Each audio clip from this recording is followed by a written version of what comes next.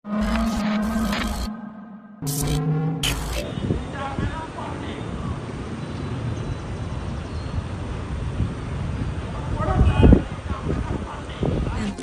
മാതാവേ, ഇനി എന്തെല്ലാം കാണണം. ആ ചെറുക്കൻ എന്റെ ക്യാൻറ്റീനിൽ ഇരുന്ന് ഫാഷൻ ടി വി കളിക്കണം. ഈ വിനായകൻ ഇന്നലെ വളരെ മോശമായി പെരുമാറിയത് കണ്ടില്ലേ? അതിനെക്കുറിച്ചൊക്കെ പറയൂ. ഇതിനെക്കുറിച്ചൊക്കെ നമ്മൾ എന്ത് പറയാനാണ്? എവനെ ഒന്നും പറഞ്ഞിട്ട് കാര്യമില്ല.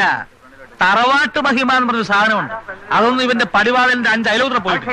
ഒരു സെലിബ്രിറ്റി എന്ന നിലയിൽ അദ്ദേഹത്തെ ഒരുപാട് പേര് ആരാധിക്കുകയും ഇഷ്ടപ്പെടുകയും ഒക്കെ ചെയ്യുന്നുണ്ട്. അവരെ സംബന്ധിച്ച് വളരെ വിഷമിപ്പിക്കുന്ന കാഴ്ചയായി പോയി അത് എന്ന് മാത്രമേ ഇപ്പോൾ പറയാൻ കഴിയൂ.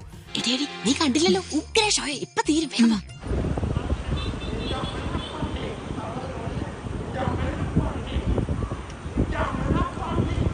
ഇങ്ങനെ തെറിവിളിക്കല്ലേ, ഒരു മനുഷ്യനാണ് ഞാൻ.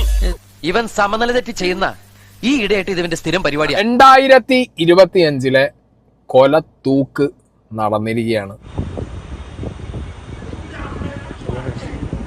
അവനാ ശുഷ്കാന്തി കണ്ടമല്ലയാ വൃത്തി കിട്ടവനെ. നീ എന്തിനാണ് അവന്റെ ശുഷ്കാന്തി നോക്കി? കണ്ടോ സാറേ? ഇത്തിരി തനിക്കൊരു ജെട്ടിട്ടുടോ.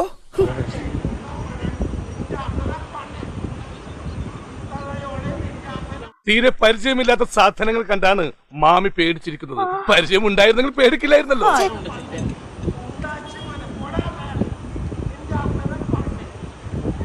രണ്ട് പുകയെടുത്താ പിന്നെ നിനക്ക് കോഴി ഏതാ കോഴിക്കോട് ഏതാന്ന് ഒരു നിശ്ചയമില്ല. ആക്ച്വലി പ്രൊഫഷണൽ ലൈഫിൽ ഭയങ്കര വർമ്മനാണ് ഇയാൾ. ജയിലറിൽ കണ്ട പോലെ തന്നെ 100% പ്രൊഫഷണൽ ആണ്.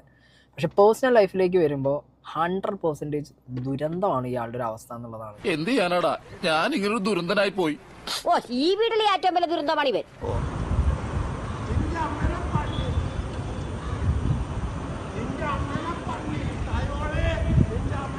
ഇത് പുതിയ കാര്യമൊന്നുമല്ല. വിനായകൻ ഇങ്ങനെയാണ്. വിനായകൻ ഒരു പൊതുശല്യമായി മാറി മുമ്പോട്ട് പോകുന്നു. ഞാൻ ഇങ്ങനെ തന്നെയാ. അതെന്താ എന്ന് ചോദിച്ചാ ഞാൻ അങ്ങനെ തന്നെ, അത്ര തന്നെ. കോയിന്നുംകുട്ടി, നീ നന്നാവില്ല. അത് താൻ പറഞ്ഞിട്ട് വേണോ ഞാൻ അറിയാൻ?